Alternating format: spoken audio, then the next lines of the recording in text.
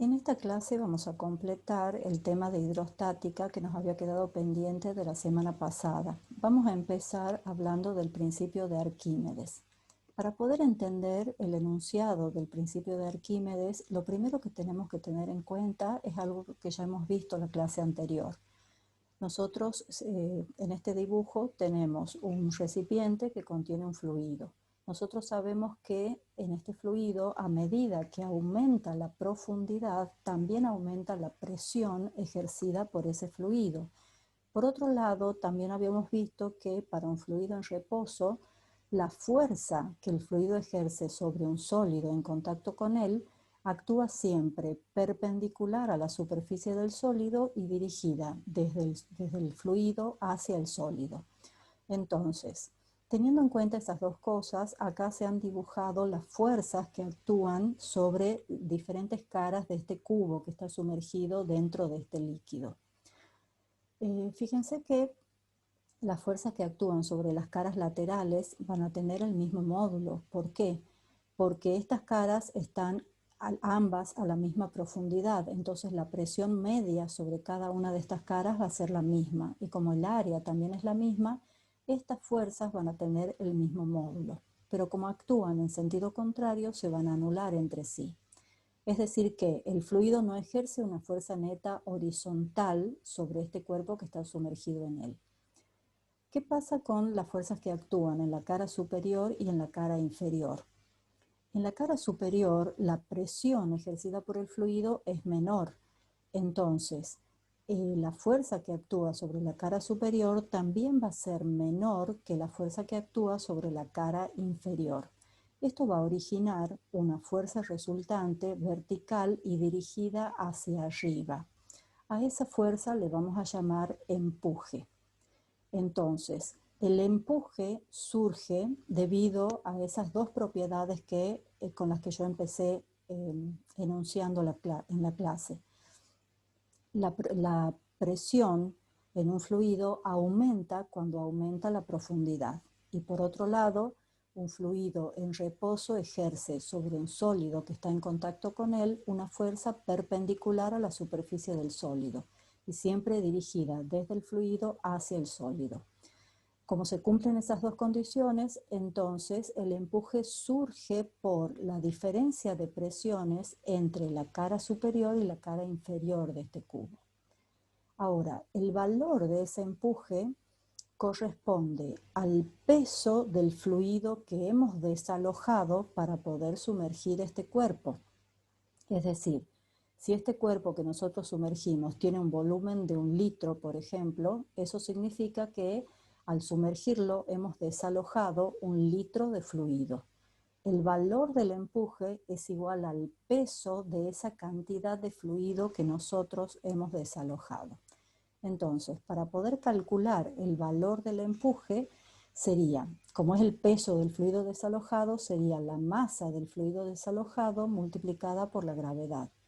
Pero la masa de fluido desalojado la podemos expresar como el producto entre la densidad del fluido y el volumen desalojado, que a su vez es igual al volumen sumergido. Entonces, al final lo que me queda es que el empuje, que es la fuerza que el fluido ejerce sobre el cuerpo sumergido dentro de él, va a ser igual a la densidad del fluido por el volumen sumergido, que es igual al volumen de fluido desalojado, por la gravedad. Bueno, en este otro dibujo se muestran las fuerzas que ejerce un líquido sobre distintos cuerpos sumergidos dentro del líquido. Cada una de estas flechitas representa la fuerza que actúa sobre distintos elementos de área, todos del mismo tamaño. Entonces, por ejemplo, sobre la cara superior nos damos cuenta de que las flechas tienen el mismo tamaño. ¿Por qué? Porque las fuerzas, al tomar elementos de área iguales y al ser la presión uniforme sobre esta cara, las fuerzas deben ser iguales. Ahora, si nosotros tomamos elementos de área iguales sobre la cara lateral del cuerpo, a medida que nos sumergimos, la fuerza que ejerce el fluido aumenta. ¿Por qué? Porque está aumentando la presión.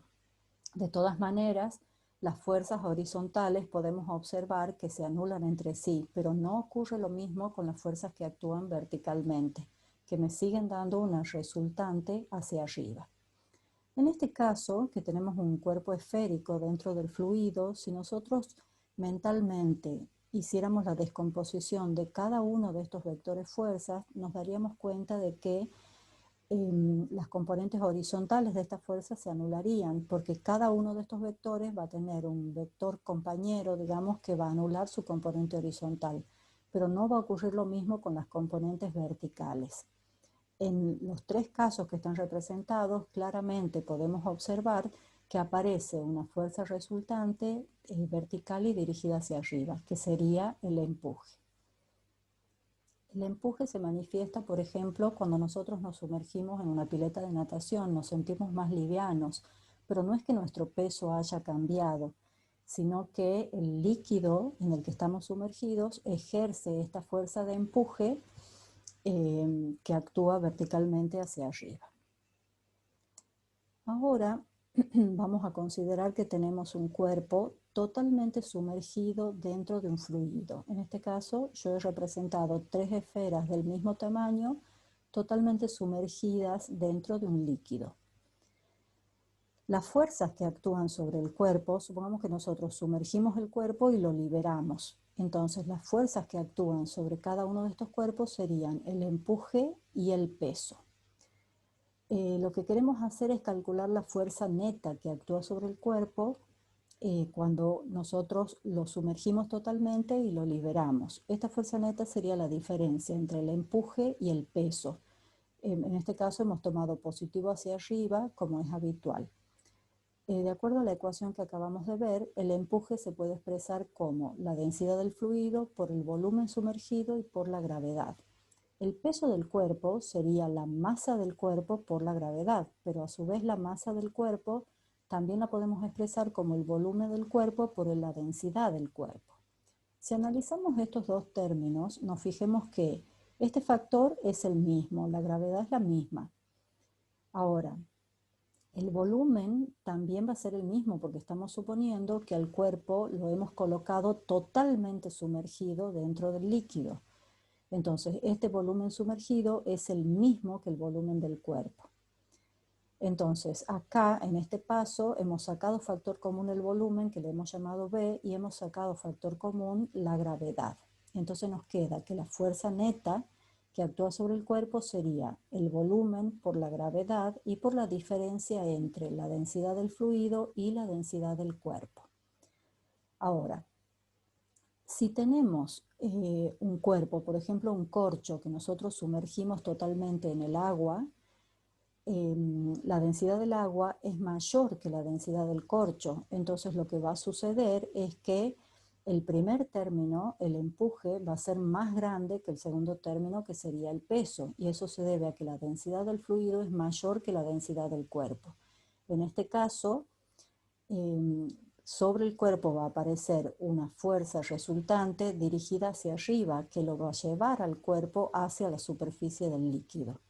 ¿Sí? Entonces, cada vez que nosotros sumergimos totalmente un cuerpo menos denso que el fluido, aparece una resultante entre el empuje y el peso, que en este caso está dirigida hacia arriba y que lo va a acelerar al cuerpo hacia arriba. ¿Qué pasa si nosotros colocamos un cuerpo que tenga una densidad media exactamente igual a la del fluido? Entonces, si la densidad del fluido vale lo mismo que la densidad del cuerpo, el empuje va a valer lo mismo que el peso.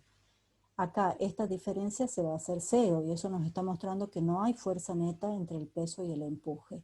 Entonces el cuerpo se va a quedar en el lugar donde nosotros lo coloquemos. No se va a acelerar ni hacia arriba ni hacia abajo, el cuerpo va a quedar en equilibrio. Y eso va a suceder cuando el cuerpo tenga la misma densidad del fluido. Ahora, ¿qué pasa, por ejemplo, si nosotros colocamos dentro del fluido un cuerpo que es más denso que el fluido? Por ejemplo, si colocamos una piedra dentro del agua. La piedra es más densa que el agua. Entonces, en ese caso, al ser la densidad del cuerpo mayor que la densidad del fluido, el segundo término que corresponde al peso del cuerpo va a ser más grande. va a ser más grande que el empuje. Acá esta diferencia nos da negativa. ¿Por qué? Porque nosotros estamos tomando positivo hacia arriba, entonces una fuerza neta negativa significa que la resultante apunta para abajo. Entonces, en este caso, al ser el cuerpo más denso que el fluido, eso hace que el peso sea mayor que el empuje y entonces el cuerpo se va a acelerar hacia abajo hasta apoyarse en el fondo del recipiente. En ese caso decimos que el cuerpo se hunde. Tengamos en cuenta que en estas situaciones que acabo de describir, en la primera y en la última situación el cuerpo no está en equilibrio. En estos dos casos el cuerpo se acelera. En la primera situación el cuerpo se acelera hacia arriba y en esta última se acelera hacia abajo. En cambio, en la situación que aparece en el medio, el cuerpo de entrada está en equilibrio, porque al tener la misma densidad que el fluido, el peso se equilibra con el empuje. Bien, ahora vamos a considerar también un cuerpo que nosotros colocamos dentro de un fluido, dentro de un líquido en particular, pero esperamos que este cuerpo alcance una situación de equilibrio. Si colocamos un corcho, por ejemplo, totalmente sumergido en agua, ya hemos visto que al ser el corcho menos denso que el líquido, eso va a originar una fuerza resultante dirigida hacia arriba que lo va a acelerar al cuerpo hacia la superficie. Ahora, una vez que el cuerpo llega a la superficie y empieza a emerger, el volumen sumergido se hace más chico y entonces el empuje también se hace más chico. ¿Hasta cuándo emerge el cuerpo? El cuerpo va a emerger hasta que el empuje que actúa sobre el cuerpo tenga exactamente el mismo módulo que el peso del cuerpo.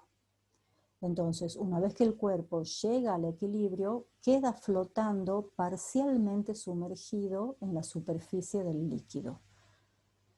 Como el cuerpo, suponemos que ahora está en equilibrio, la sumatoria de fuerzas en I es 0. El empuje menos el peso es igual a 0, es decir que cuando el cuerpo alcanza el equilibrio, el empuje que actúa sobre el cuerpo vale exactamente lo mismo que el peso del cuerpo. Nosotros sabemos que el peso del cuerpo es el producto de la masa del cuerpo por la gravedad y a su vez la masa la podemos escribir como densidad del cuerpo por volumen del cuerpo.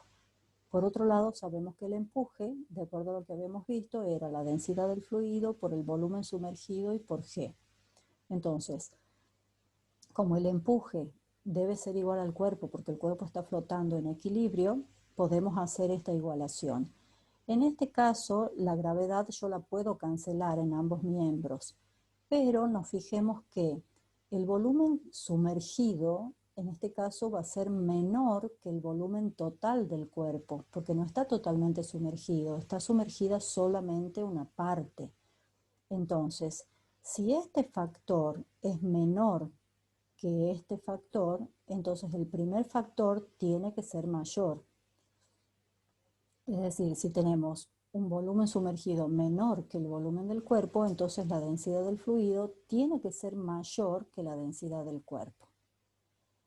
Entonces, como conclusión, cuando nosotros colocamos un cuerpo en un líquido, de modo que la densidad del cuerpo es menor que la densidad del líquido, este va a alcanzar el equilibrio cuando emerja parcialmente del líquido y va a quedar en equilibrio flotando parcialmente sumergido. A eso le vamos a llamar el primer caso de flotación. Veamos una segunda situación. Supongamos que nosotros colocamos un cuerpo en un líquido y observamos que este cuerpo se hunde. Sería el caso de una piedra que colocamos en el agua, por ejemplo. ¿Por qué el cuerpo se hunde? El cuerpo se hunde porque el peso que actúa sobre el cuerpo es más grande que el empuje. Por supuesto, cuando el cuerpo llegue al fondo del recipiente va a aparecer una tercera fuerza que junto con el empuje van a equilibrar al peso. Esa fuerza no está dibujada acá, pero si el cuerpo ya está apoyado en el fondo, hay una tercera fuerza. Lo importante acá es que si observamos que el cuerpo se hunde, eso se debe a que el empuje es menor que el peso del cuerpo. El empuje era la densidad del fluido por el volumen sumergido y por G, y el peso del cuerpo era la densidad del cuerpo por el volumen del cuerpo y por G. En este caso puedo cancelar la gravedad y los volúmenes también se van a cancelar. ¿Por qué? Porque al estar el cuerpo totalmente sumergido, el volumen sumergido es igual al volumen del cuerpo. Entonces, cancelando estos dos factores, lo que me queda es que la densidad del fluido es menor que la densidad del cuerpo. Es decir, cuando yo coloque un cuerpo dentro de un fluido, si se cumple que el fluido es menos denso que el cuerpo, entonces el cuerpo se va a hundir. Bien, y veamos la última situación, que ya más o menos la habíamos visto antes.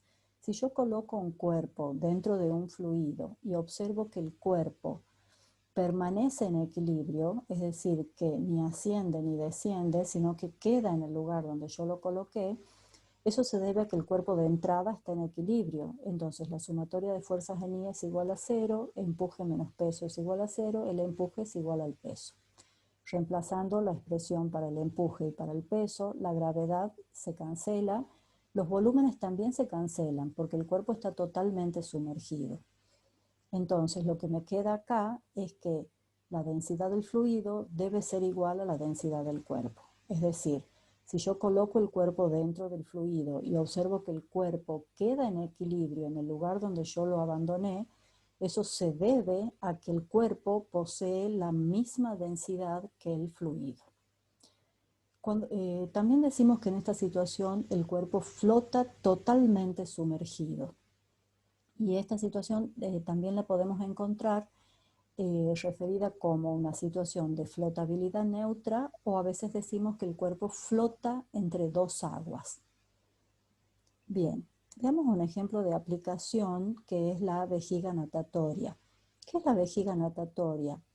Bueno, si nosotros pensamos, por ejemplo, en los animales acuáticos, la densidad media de los tejidos y de los huesos de estos animales es mucho mayor que la del líquido que los rodea, es mucho mayor que la del agua. Entonces,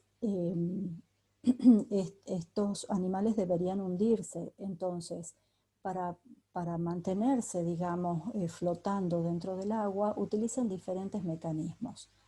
Algunos animales, como los tiburones, por ejemplo, acumulan grandes cantidades de grasa. ¿Por qué? Porque la densidad de la grasa es un poco menor que la del agua. Entonces, esto hace que la densidad media del animal se aproxime a la del agua. El problema con esto es que se necesita una cantidad muy grande de grasa para hacer que la densidad media del animal se aproxime a la del agua, porque la densidad de la grasa, si bien es menor, es muy parecida a la del agua. Otros peces, otros animales tienen un mecanismo que es el de la vejiga natatoria. ¿En qué consiste? Poseen una vejiga cuyo tamaño ellos pueden variar permitiendo el ingreso o el egreso de gases dentro de esta vejiga. Entonces, para un determinado tamaño de la vejiga natatoria, ellos lo pueden ajustar de modo que el peso quede igual que el empuje ejercido por el líquido. En este caso, lo que va a suceder es que la densidad media del pez va a ser igual a la densidad media, a la densidad del líquido que lo rodea, y el cuerpo y el pez va a permanecer en equilibrio. Entonces va a poder nadar sin hundirse y sin emerger.